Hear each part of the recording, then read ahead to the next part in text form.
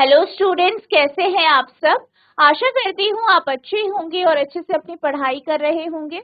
मैं मोनिका रावत आपका स्वागत करती हूँ आईसीटी वर्चुअल क्लासरूम देहरादून में। बच्चों, आज हम क्लास 7th का जो आपका सब्जेक्ट है साइंस, उसका चैप्टर हीट को कंटिन्यू करेंगे। तो बच्चों, हम पिछले लेक्चर में हीट में जो है ट्रांसफर ऑफ हीट को समझ रहे थे। इसमें हम जो है कंडक्शन यानी चालन प्रक्रिया को हम समझ रहे थे। हमने क्या देखा था कि हमने ये प्रायः देखा है कि जब भी हम किसी भी, जैसे आप खाना बना रहे हैं, ठीक है, खाना बनाते हैं, जो है आपने कोई पतीला लिया, उसमें आप खाना बना रहे हैं। खाना बनाने के बाद आप ये देखते हैं कि जो पतीले के जो ऊपर का हिस्सा है, जो कि आग के डायरेक्ट कांटेक्ट में नहीं है, उसमें भी क्या होता है, वो भी गर्म हो जाता है। तो ऐसा क्यों होता है? ऐसा बेसिकली कंडक्शन यानी चालन प्रक्रिया से होता है। बेसिकली चालन प्रक्रिया में क्या होता है, चालन प्रक्रिया में जो है क्या होता है कि जो ठंडा सिरा होता है उसकी तरफ हीट जो है चलती है या गमन करती है। अब अगर हम बात करें चालन प्रक्रिया की, कंडक्शन की, तो कंडक्शन जो प्रोसेस है वो ज्यादातर सॉलिड्स यानी ठोसों में देखी जाती है। ठीक है, अब ठोस में भी जो है ये जो प्रक्रिया है, हमने पिछले एक्टिविटी में ये देखा था कि ये प्रक्रिया किसमें देखी जाती है, आपकी जो आपके क्या होते हैं, कंडक्टर्स यानी चालक, या यहाँ पे हमने क्या देखा था, धातु देखा था। तो धातु क्या है, एक प्रकार का चालक है। जैसे स्टील हो गया, लोहा हो गया, ठीक है, एल्यूमिनियम हो गया, इनमें क्या होता है, इनमें चालन प्रक्रिया देखी जाती है। वहीं अगर हम बात करें लकड़ी की, ठीक है, लकड़ी हो गया, प्लास्टिक हो गया, ठीक है, ऐसी जो पदार्थ होता है, ये जो है इसमें हमने देखा कि चालन प्रक्रिया होती नहीं। तो इन्हें क्या कहते हैं हम, ये जो है ये ऊष्मारोधी कहलाते हैं। क्या कहलाते हैं? ऊष्मारोधी कहलाते हैं, यानी थर्मल इंसुलेटर्स यहाँ हम इन्हें कहते हैं। ठीक है, तो अब हम बात करेंगे कि थर्मल कंडक्टर और थर्मल इंसुलेटर्स क्या होते हैं। ठीक है, तो थर्मल कंडक्टर्स यानी ऊष्मा चालक क्या होते हैं, वे पदार्थ जिनसे ऊष्मा यानी हीट पास हो जाती है, आसानी से जिनसे हीट जो है गमन कर लेती है, इसे हम क्या कहते हैं, इसे ही हम क्या कहते हैं, ऊष्मा का चालक कहते हैं, यानी थर्मल कंडक्टर्स कहते हैं। इसके उदाहरण हैं जैसे कॉपर हो गया यानी तांबा, सोना, लोहा, ठीक है, एल्यूमिनियम हो गया, इस्पात यानी स्टील हो गया। तो ये इसके कुछ उदाहरण हैं। और आप ये देख सकते हैं कि ज्यादातर इसके उदाहरण क्या हैं, मेटल्स हैं यानी धातु। ठीक है, तो सबसे पहले बात करें हम किसकी, कंडक्टर ऑफ हीट, ऊष्मा के चालक की। The materials which allow heat to pass through them easily which allow heat to pass through them easily are called conductors of heat। जो पदार्थ अपने से होकर ऊष्मा को आसानी से जाने देते हैं, ऊष्मा के चालक कहलाते हैं। इनके उदाहरण हैं कॉपर, ठीक है, एल्यूमिनियम और गोल्ड। ठीक है, तो ये क्या है, आपके थर्मल कंडक्टर्स यानी ऊष्मा चालक। अब हम बात करते हैं ऊष्मारोधी की। तो ऊष्मारोधी यानी थर्मल इंसुलेटर्स क्या होते हैं। थर्मल इंसुलेटर्स वो पदार्थ है जो खुद से हीट यानी ऊष्मा को पास होने नहीं देते। जैसे कि हमने बात की थी कि हमारे जो बर्तन होते हैं, उनके जो हैंडल्स होते हैं वो प्लास्टिक या लकड़ी के बनाए जाते हैं। ऐसा क्यों होता है? ऐसा इसलिए होता है ताकि ऊष्मा उससे पास ना हो और हमें गर्म महसूस ना हो और हम बर्तन को आसानी से पकड़। ठीक है, तो इनको क्यों लगाया जाता है, क्योंकि ये क्या है, ऊष्मारोधी है, इनसे ऊष्मा या हीट पास नहीं होती। ठीक है, the materials which do not allow heat to पास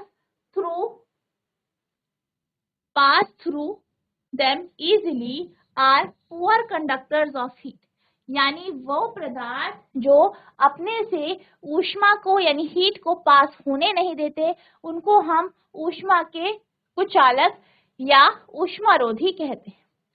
जैसे कि such as plastic and wood, जैसे कि प्लास्टिक और लकड़ी, जो पदार्थ अपने से होकर ऊष्मा को आसानी से नहीं जाने देते उन्हें ऊष्मा का कुचालक कहते हैं, जैसे प्लास्टिक तथा लकड़ी।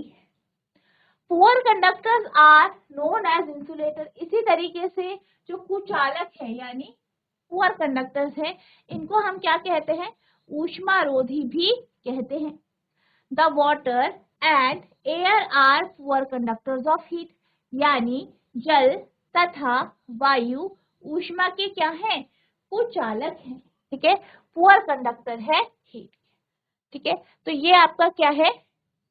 ये है आपके ऊष्मा के कुचालक। और आपको ध्यान रखना है कि ऊष्मा के चालक और कुचालक कौन से होते हैं।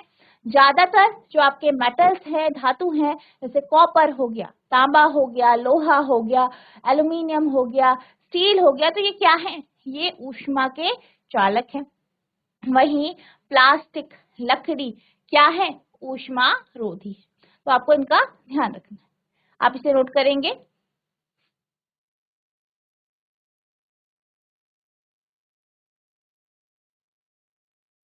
ठीक है, यहाँ पे आप उदाहरण देख सकते हैं, प्लास्टिक हो गया, फोम हो गया, वुड हो गया, ये क्या है? थर्मल इंसुलेटर यानी ऊष्मा रोधी। अब हम चलते हैं अगली एक्टिविटी की ओर, जो है आपकी एक्टिविटी 4.8। इसमें आपको क्या करना है? आपको जो है क्या करना है? एक बर्तन लेना है और उस बर्तन में आप क्या करेंगे? आप पानी को रख देंगे। अब यहाँ पे हमने एक फ्लास्क लिया है, ठीक है, आप बर्तन ले सकते हो। हमने यहाँ पे क्या लिया है? फ्लास्क लिया है, और फ्लास्क में हमने क्या किया? पानी रख दिया और उसमें क्या किया? कुछ पोटेशियम पर मैग्नेट हमने थोड़ा सा इसमें अंदर रख दिया। और पोटेशियम पर मैग्नेट कहाँ पे रखा है हमने? इसके बेस में, यानी इसकी जो निचली तल है वहां। अब हमने क्या किया? इसे ट्राइपॉड स्टैंड के ऊपर रखा और नीचे से हमने जो बर्नर है उसे ऑन कर दिया। अब बर्नर जैसे ही हमने ऑन किया तो क्या हुआ? आप ये जानते हैं कि बर्नर से क्या होगी? आग निकलेगी। ठीक है, आग निकलेगी। आग क्या देगी? ऊष्मा देगी। तो इस आग के कारण क्या होगा? जो आपका फ्लास्क है, फ्लास्क का जो निचला हिस्सा है, यानी ये वाला हिस्सा, फ्लास्क का जो निचला हिस्सा है यानी ये वाला हिस्सा, ये क्या होगा? हीट होगा, गर्म होगा। गर्म होने के कारण क्या होगा? जो ये पोटेशियम पर मैग्नेट है, ये धीरे धीरे करके क्या होगा? आप देखेंगे कि धीरे धीरे करके इसके जो है कलर, आपका जो पानी है उसमें घुल रहा है। यानी जैसे आप हीट कर रहे हैं तो धीरे धीरे करके आपको ये घुलता हुआ नजर आएगा। आप देख सकते हैं यहाँ पे आपको नजर आ रहा है। और धीरे धीरे करके क्या होगा? आपका पूरा पानी जो है, इस जो इसका रंग है, ठीक है, उसमें ये चेंज हो जाएगा, यानी पर्पल रंग का आपका पूरा पानी हो जाएगा। तो यहाँ पर जो है हमने इस पानी को किसी भी जो है किसी भी चीज से जो है घोला नहीं, घुमाया नहीं है, या पोटेशियम मैग्नेट को इसको किसी भी तरीके से हाथ से या मैनुअली घोला नहीं है, बल्कि जस्ट बाय हीटिंग से, यानी सिर्फ और सिर्फ क्या करके? गर्म करके ही क्या हुआ? पूरा का पूरा जो पोटेशियम पर मैग्नेट है वो पानी में घुल गया। यहाँ से हमारे पास एक कॉन्सेप्ट आता है जिसे हम कहते हैं कन्वेक्शन ऑफ हीट। ठीक है, तो कन्वेक्शन ऑफ हीट की अगर हम बात करें तो कन्वेक्शन ऑफ हीट यानी संवहन। तो संवहन जो है ये भी एक प्रकार की प्रक्रिया है जिससे क्या होता है? ऊष्मा का स्थानांतरण होता है।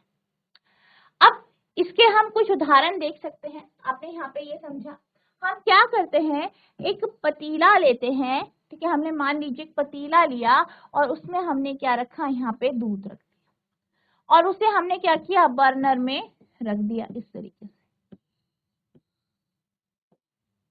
ये बर्नर है, इसमें हमने रख दिया, बर्नर ऑन किया, तो यहाँ से क्या निकल रही है आपकी? यहाँ पे से आग। अब क्या होगा? बर्नर ऑन करने से क्या हुआ? यहाँ पे आग निकल रही है और आग क्या करेगी? इसे गर्म करेगी। ठीक, अब जो दूध का ये वाला हिस्सा है, ये वाला हिस्सा आप देख सकते हैं ये आपके डायरेक्ट कांटेक्ट में, यानी ये वाला हिस्सा आपका गर्म होगा। लेकिन कुछ समय के बाद क्या देखा जाता है कि दूध की जो सतह है, यानी ये वाला जो पूरा हिस्सा है, ये भी गर्म हो गया है। ठीक है, कांटेक्ट में कौन सी सतह है, ये वाली। लेकिन हमने क्या देखा कि दूध जो है पूरी तरीके से गर्म हो चुका है, जबकि इसका जो ऊपरी हिस्सा है वो आपके डायरेक्ट कांटेक्ट पे नहीं है। ठीक, अब आप सोच रहे होंगे ये कुछ कुछ कैसा है, जैसे कि अभी आपने चालन प्रक्रिया पढ़ी वैसा ही। लेकिन यहाँ पे क्या होता है, चालन प्रक्रिया में क्या होता है, जो आपके सॉलिड होते हैं, ठोस होते हैं, उनके जो मॉलिक्यूल्स हैं, उनके जो कण हैं, वो एक जगह से दूसरी जगह नहीं जाते, बल्कि वो अपने आसपास जो उनके बाकी मॉलिक्यूल्स हैं उनके साथ क्या करते हैं, हीट का ट्रांसफर करते हैं। लेकिन यहाँ पे क्या होता है, यहाँ पर हमारे पास, जैसे कि हमने अभी एक एग्जांपल देखा, एक एक्टिविटी देखी, हमारे पास पानी था, यहाँ पे हमारे पास दूध है, दोनों क्या है, लिक्विड है। ठीक है, दोनों क्या है, लिक्विड है। ठीक है, और यहाँ पे क्या होता है, यहाँ पे जब हीट का ट्रांसफर होता है वो एक मॉलिक्यूल से दूसरे मॉलिक्यूल पे नहीं, बल्कि मॉलिक्यूल्स खुद अपनी जगह को छोड़कर दूसरी जगह जाते हैं, जिससे क्या होता है, हीट का ट्रांसफर होता है। यानी जो आपकी कन्वेक्शन प्रक्रिया है, यानी जो आपकी संवहन प्रक्रिया है, उसमें क्या होता है, उसमें जो हीट का ट्रांसफर होता है, ऊष्मा का जो स्थानांतरण होता है, वो किसके कारण होता है, वो मॉलिक्यूल के मोशंस के कारण होता है। यानी जब इसके कण गति करते हैं तब जाके जो है यहाँ पे हीट या ऊष्मा का स्थानांतरण होता है। वहीं अगर हम बात करें किसकी, चालन प्रक्रिया की, तो चालन प्रक्रिया में क्या होता है, एक मॉलिक्यूल दूसरे मॉलिक्यूल को, क्योंकि वो कांटेक्ट में है, वो एक दूसरे से क्या है, स्पर्श में है, तो वो एक से दूसरे पर क्या करते हैं, हीट का ट्रांसफर करते हैं। जबकि संवहन में क्या होता है, संवहन में जो है, जो आपका लिक्विड है, उसके जो मॉलिक्यूल है वो पूरे तरल में गति करते हैं। ठीक है, अब यहाँ पे हमने बात करी कि यहाँ पे दूध गर्म हो रहा है। ठीक है, यहाँ पे हमारा जो पानी है, पानी में पोटेशियम परमैंगनेट घुल रहा है, तो आखिर ऐसा कैसे हो रहा है। हमने सिर्फ यहाँ पे क्या कॉन्सेप्ट समझा कि ये कंडक्शन से अलग है, हमें लग तो वैसा ही रहा है लेकिन कंडक्शन से अलग है। क्यों है, क्योंकि वो ठोस में होते हैं, और ठोस में जो आपके मॉलिक्यूल्स होते हैं वो पूरे पदार्थ में गति नहीं कर सकते। लेकिन यहाँ पे जो प्रक्रिया है, ये जो प्रक्रिया है ये किसमें हो रही है, लिक्विड्स में हो रही है। और लिक्विड में क्या होता है, आपके जो मॉलिक्यूल्स होते हैं वो पूरे पदार्थ में फ्री होते हैं गति करने। ठीक है, तो यहाँ पे एक जो मॉलिक्यूल्स है वो गति कर रहे हैं, गति करने के कारण वो क्या कर रहे हैं, ऊष्मा का स्थानांतरण कर रहे हैं।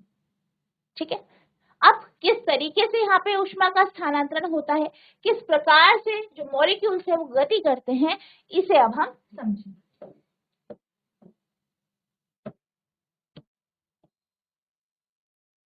ठीक है, अब यहाँ पे क्या होता है, ये आपकी क्या है, आग है। अब यहाँ पे आग जितनी भी एरिया पे लग रही है या जहाँ पे ये छू रही है, वहां के एरिया को ये गर्म कर रही है। उसके गर्म होने के कारण ये जो आपका यहाँ पे दूध का ये वाला हिस्सा है ये गर्म हो रहा है, दूध का ये वाला हिस्सा क्या हो गया, गर्म हो। अब दूध का ये हिस्सा क्या हुआ, गर्म हुआ, सारा यहाँ के जो दूध के जो मॉलिक्यूल्स हैं, जो उसके कण हैं, वो गर्म हो गए। जो भी चीज गर्म होती है वो थोड़ा एक्सपेंड होती है, जिस कारण वो थोड़ा हल्की भी हो जाती है, आपको पता है। अब वो क्या हो जाएगी, आपकी थोड़ा हल्की होगी, क्योंकि गर्म हो गया दूध, तो ये क्या हो जाएगा, ये हल्का होने के कारण ऊपर की ओर उठेगा। अब हम बात करें उस दूध की जो कि जिस तक आग नहीं पहुंच रही है। अब यहाँ पे जो ये दूध है, यहाँ पे जो दूध है वहां पर क्या हो रही है, आग नहीं पहुंच रही है, तो यहाँ का दूध कैसा है, ठंडा है। तो इसके जो मॉलिक्यूल्स है, इसके जो कण है वो कैसे हैं, भारी है। भारी है तो वो क्या करेंगे, वो इस हल्के मॉलिक्यूल जो कि ऊपर उठ चुके हैं उनकी जगह लेने के लिए इस तरीके से दौड़ेंगे। अब क्या हो रहा है फिर, अब ये यहाँ पे मॉलिक्यूल्स पहुंचे, फिर ये गर्म हुए, हल्के हुए, फिर वो ऊपर उठ गए, फिर क्या हुआ, ऊपर के ठंडे जो है वो नीचे आ गए। तो इस तरीके से ये क्या हुआ, एक साइकिल बन गई। ठीक है, एक साइकिल बन गई। क्या हुआ, गर्म होके जो दूध के पार्टिकल्स है वो ऊपर चले गए, जो ठंडे दूध के पार्टिकल है वो नीचे आ गए। इस तरीके से कण ऊपर नीचे मूव करा और क्या हुआ, यहाँ पे हीट का ट्रांसफर हुआ और धीरे धीरे करके क्या हुआ, सारा का सारा दूध गर्म हो गया। ठीक है, तो यहाँ पे क्या हो रहा है, यहाँ पे जो आपके मॉलिक्यूल्स हैं, ठीक है, या जो भी इसके पार्टिकल्स हैं, मॉलिक्यूल्स है, जो भी कण है, वो क्या कर रहे हैं, वो गति कर रहे हैं, मोशन कर रहे हैं, और मोशन के कारण ही वो क्या कर रहे हैं, हीट का ट्रांसफर कर रहे हैं। ठीक है, और अगर हम बात करें संवहन की, तो संवहन बेसिकली किसमें होता है, आपका फ्लूइड्स में। ठीक है, फ्लूइड्स जैसे कि आपका हो गया पानी हो गया, यानी लिक्विड्स हो गए, तरल। ठीक है, जो आपके द्रव्य होते हैं उनमें ये होता है, तरल हो गए आपके, आपके गैस हो गए, क्योंकि गैस और जो आपकी लिक्विड्स होते हैं, इनके मॉलिक्यूल्स की प्रॉपर्टी होती है कि ये जो है मूव कर सकते हैं अपने पूरी सतह पर, ये या पूरे पदार्थ में क्या कर सकते हैं, गति कर सकते हैं। ठीक है, पूरे मैटर में क्या कर सकते हैं, मूव कर सकते हैं। तो संवहन की जो प्रक्रिया है वो गैस और लिक्विड में देखी जाती है। ठीक है, तो आपको ध्यान रखना है कि जो आपका पानी गर्म होता है, ठीक है, जब आप किसी भी बर्तन में पानी गर्म करते हैं, आप चाय बनाते हैं, तो वहां पे जो है हीट का जो ट्रांसफर होता है वो संवहन यानी कन्वेक्शन प्रक्रिया से होता है। ठीक है, when water is heated the water near the flame gets hot।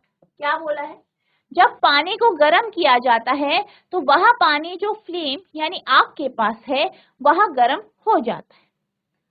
Hot water rises up, और क्या होता है, गर्म पानी वो क्या करता है, ऊपर की ओर उठता है। ठीक है, गर्म पानी ऊपर की ओर उठता है क्योंकि वो हल्का हो गया। The cold water from the side move down towards the source of heat, और क्या होता है, जो ऊपर का ठंडा पानी है वो साइड साइड से जाकर नीचे की ओर पहुंचता है, यानी जहां पे ऊष्मा का स्रोत है उसकी तरफ पहुंचता है। This water also gets hot and rises and water from side moves down। अब क्या होता है, ये पानी जो कि लौ के पास आ गया है वो गर्म होता है, फिर वो उठता है और क्या होता है, ऊपर का ठंडा पानी साइड से आके नीचे आ जाता है। ठीक है, this process continues till the whole water gets heated, और यह प्रक्रिया तब तक चलती रहती है जब तक पूरा का पूरा पानी या जो भी आपका पदार्थ है वो गर्म ना हो जाए। This mode of heat transfer is known as convection. इस प्रकार की जो प्रक्रिया है, ऊष्मा के स्थानांतरण की जो प्रक्रिया है, इसे हम क्या कहते हैं, संवहन यानी कन्वेक्शन। जब जल को गर्म करते हैं तो ज्वाला के पास जल गर्म हो जाती है, गर्म जल ऊपर उठता है। ठीक है, गर्म जल ऊपर उठता है, इस गर्म जल के आसपास ठंडा जल उसका स्थान लेने के लिए आ जाता है, फिर यह जल भी गर्म होकर ऊपर उठता है तथा आसपास के जल फिर इसके स्थान पर आ जाता है। यह प्रक्रिया तब तक चलती है जब तक कि सारा जल गर्म ना हो जाए। ऊष्मा स्थानांतरण की इस विधि को क्या कहते हैं, संवहन कहते हैं। क्या कहते हैं, संवहन कहते हैं। ठीक है, तो कन्वेक्शन जो है, कन्वेक्शन में क्या होता है, आपके जो पार्टिकल्स हैं वो मूव करके, गति करके क्या करते हैं, हीट का ट्रांसफर करते हैं, और ये आपके लिक्विड और गैस में देखे जाते हैं। ठीक है, अब यहाँ पे हमने किसकी बात की थी, लिक्विड की बात करी, जैसे कि पानी की। इसी तरीके से आपने ये देखा होगा कि सर्दियों में जब भी आप आग जलाते हैं तो आसपास आपको गर्माहट महसूस होती है। अब ऐसा क्यों होता है, ऐसा इसलिए होता है कि जब भी आप आग को जलाते हैं तो क्या होता है, आग क्या करती है, ऊष्मा देती है। ठीक है, हीट प्रोवाइड करती है, हीट और लाइट। अब ये ऊष्मा प्रोवाइड करती है तो ऊष्मा के कारण क्या हो जाता है, इसके आसपास की जो गैस है या जो भी यहाँ पे वायु है वो क्या हो जाती है, गर्म हो जाती है। क्या हो जाती है, गर्म हो जाती है। गर्म होने के बाद वो क्या हो जाती है, हल्की हो जाती है, और हल्की होने के बाद वो उठ जाती है। अब यहाँ की जो गैस है या यहाँ के जो एयर के जो पार्ट मॉलिक्यूल्स है वो ऊपर की ओर उठते हैं, वहीं जो ऊपर की जो ठंडी गैस है यानी इधर की जो ठंडी वाली गैस है वो क्या होती है, ठंडी होती है, जिस कारण वो कैसी होती है, भारी होती है। ठीक है, भारी होती है। भारी होने के कारण क्या होता है, वो नीचे की ओर गति करती है। कहाँ गति करती है, नीचे की ओर गति करती है। गति करके वो क्या करती है, आपके पास जो है आ जाती है। अब आपके पास की जगह क्या हो गई, खाली हो गई। क्यों हुई, क्योंकि यहाँ का हवा गर्म हो गई और वो ऊपर उठ गई। तो यहाँ पे क्या करेगी, सारी की सारी ठंडी हवा साइड से आके इकट्ठा हो जाएगी। फिर क्या होगा, फिर यहाँ पे क्योंकि ये क्या है, आग क्या है, आपके ऊष्मा का स्रोत, तो फिर से जो यहाँ पे ठंडी हवा है वो गर्म हो जाएगी, वो ऊपर उठेगी, ऊपर की ठंडी हवा साइड से इधर आ जाएगी, फिर वो गर्म होगी, और इस तरीके से ये साइकिल चलती रहेगी जब तक कि पूरा का पूरा जो यहाँ पे एयर है, वायु है, वो गर्म ना हो जाए। ठीक है, तो यहाँ पे आप देख सकते हैं कि वायु में भी क्या हो रहा है, वायु के मॉलिक्यूल्स, एयर के जो मॉलिक्यूल्स है वो भी एक जगह से दूसरी जगह जा रहे हैं और ऊष्मा का स्थानांतरण कर रहे हैं। तो यहाँ पे हम ये समझ सकते हैं कि ऊष्मा का स्थानांतरण सिर्फ और सिर्फ लिक्विड में नहीं बल्कि गैस या एयर में भी होता है। ठीक है,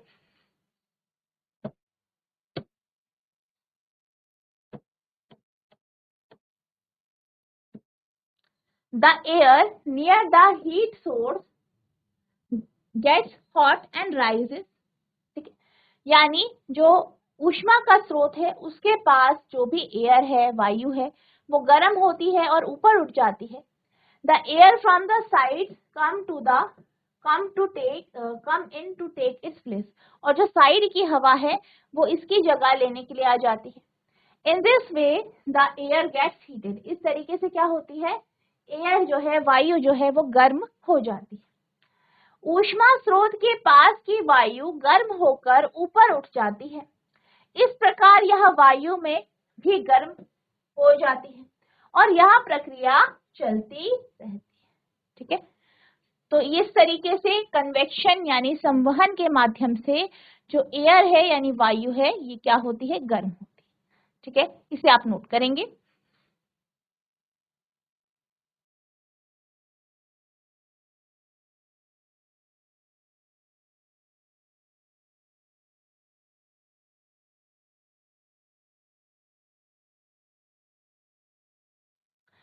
अब हम एक एक्टिविटी के माध्यम से कन्वेक्शन इन एयर को समझेंगे। आपको क्या करना है, एक मोमबत्ती लेनी है और उसको जलाना है। अब आप क्या करेंगे, मोमबत्ती के जो है, मोमबत्ती को, जली हुई मोमबत्ती के पहले आप ऊपर हाथ रखेंगे। ठीक है, ऊपर जब आप हाथ रखेंगे इस तरीके से तो आपको कुछ गर्माहट महसूस होगी। फिर आपने क्या करना है, दूसरे हाथ को या उसी हाथ को आप साइड में लगाएं, तो आप देखेंगे कि आपको साइड में ठंडा सा महसूस होगा, यानी ऊपर से ज्यादा ठंडा आपको नीचे या साइड में महसूस होगा। अब आपको क्या करना है, एक हथेली को आग के ऊपर, एक हथेली को आग के साइड में इस तरीके से रखना है और महसूस करना है। तो आप ये देखेंगे कि ऊपर की जो आपकी लौ है वो आपको ज्यादा गर्म लगेगी साइड से। ठीक है, यानी लौ के साइड में आपको जो है कम गर्म यहाँ पे महसूस होगा। ठीक है, तो ये आप यहाँ पे नोटिस करें।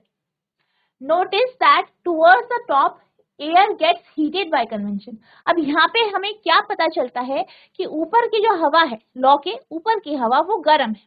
और गर्म क्यों होती है, यहाँ पे संवहन की प्रक्रिया के कारण लौ के ऊपर की हवा जो है वो गर्म होती है। ठीक है, नोटिस दैट टुवर्ड्स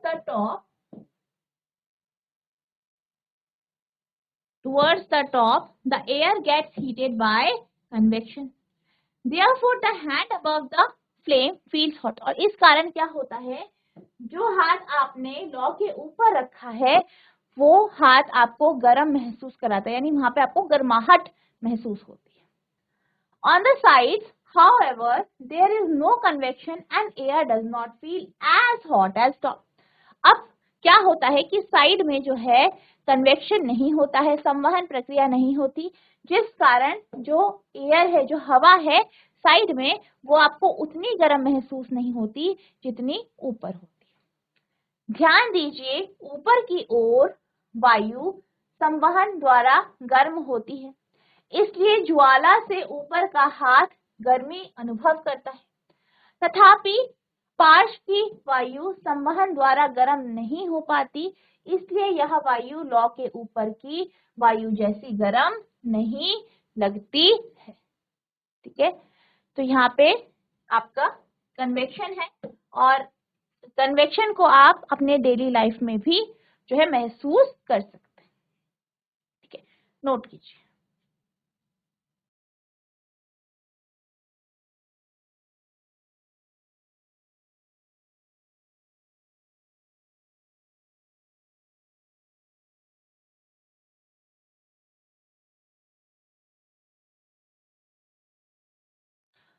अब हम संवहन प्रक्रिया को प्रकृति में देखेंगे। नेचर में आप संवहन प्रक्रिया को किस तरीके से ऑब्जर्व कर सकते हैं ये हम जानें। तो संवहन प्रक्रिया जो है नेचर में, प्रकृति में जो है समुद्री समीर और थल समीर के रूप में हमें दिखाई देती है। तो सबसे पहले हम बात करेंगे सी ब्रीज यानी समुद्री समीर। समुद्री समीर की अगर हम बात करें, सी ब्रीज की हम बात करें, तो ये जो प्रक्रिया है ये कब होती है, जो परिघटना है वो कब होती है? ये परिघटना दिन के समय होती है। बेसिकली कोस्टल रीजन जो होते हैं, तटवर्ती इलाके होते हैं, वहां पर ऐसी प्रक्रिया यहाँ दिखाई देती है, ऐसी परिघटना यहाँ पे दिखाई देती है। तटीय इलाकों में आप जानते हैं कि समुद्र होते हैं, थल भी होते हैं, ये दोनों का कॉम्बिनेशन होता है। अब दिन के समय क्या होता है कि आप ये जानते हैं कि जो आपका लैंड होता है यानी जो थल होता है उसकी एक टेंडेंसी होती है।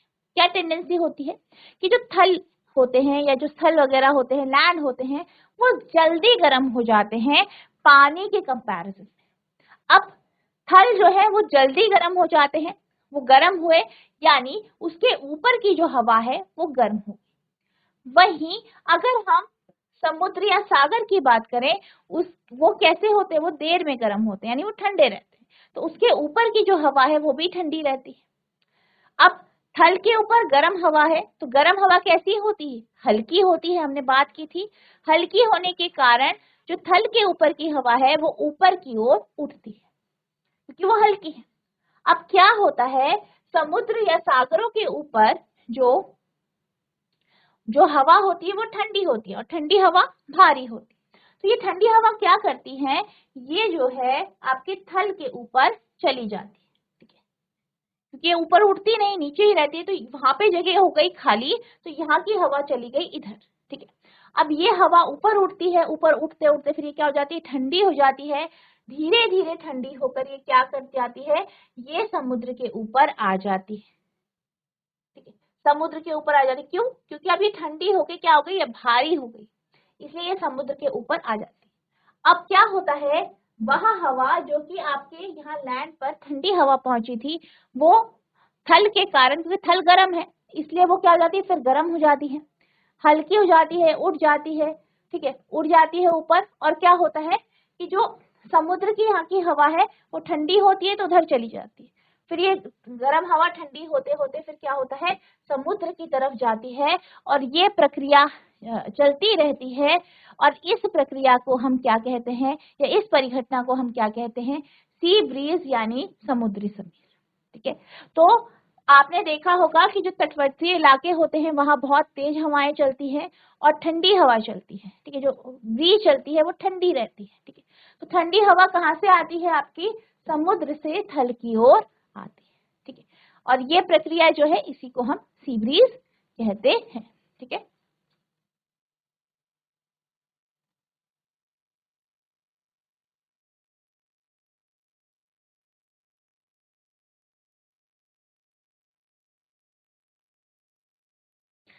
During the day the land gets heated faster than the water. क्या होता है, दिन के समय जो थल है, ठीक है, या धरती जो है वो जल्दी गर्म होती है। किसके कंपैरिजन में? पानी के कंपैरिजन। ठीक है, जल के कंपैरिजन में, जल की तुलना में। The air over the land becomes hotter, ठीक है, एंड राइजेस अप। तो क्या होता है, वहां हवा जो थल के ऊपर है वो गर्म हो जाती है और ऊपर उड़ जाती है। The cooler air from the sea rushes in towards the land to take its place. और क्या होता है, जो समुद्र के ऊपर ठंडी हवा होती है वो इसकी जगह लेने के लिए लैंड के ऊपर यानी थल के ऊपर चली जाती है। The warm air from the land moves towards the sea to complete the cycle. अब क्या होता है कि जो थल के ऊपर गर्म हवा है, ठीक है, वो क्या करती है, वो फिर समुद्र की तरफ जाती है, ठीक है, ठंडी होती है, फिर समुद्र के ऊपर चली जाती है, वहां जाके ठंडी हो जाती है, और इस प्रकार से यहाँ जो साइकिल है, ये जो चक्र है वो पूरा होता है। The air from the sea is called the sea breeze. तो जो वहां हवा जो कि सी से आ रही है, समुद्र से ठंडी ठंडी हवाएं लैंड की ओर जा रही है, आप देख सकते हैं, इसी को हम क्या कहते हैं, इसी को हम सी ब्रीज कहते हैं। ठीक है, यहाँ पे आपकी ठंडी हवाएं जा रही हैं, तो कहाँ जा रही है, समुद्र से जो है थल की ओर, तो इसी को हम क्या कहते हैं, सी ब्रीज कहते हैं, यानी समुद्री समीर कहते हैं। दिन के समय स्थल, धरती या थल जल की अपेक्षा शीघ्र गर्म होते हैं, शीघ्र गर्म होते हैं। थल के ऊपर की वायु गर्म होकर ऊपर उठती है, इसका स्थान लेने के लिए समुद्र की ओर से ठंडी वायु स्थल की ओर बहती है। चक्र को पूरा करने के लिए स्थल की ओर से गर्म वायु समुद्र की ओर बह जाती है, समुद्र की ओर से आने वाली वायु को समुद्र समीर कहते हैं। ठीक है, तो ये आपका क्या है, समुद्री समीर है। आई होप आपको समझ में आया होगा, और आपको ये ध्यान देना है कि ये जो आपका समुद्र समीर है ये किस समय होता है, दिन के समय होता है। ठीक है, नोट करेंगे।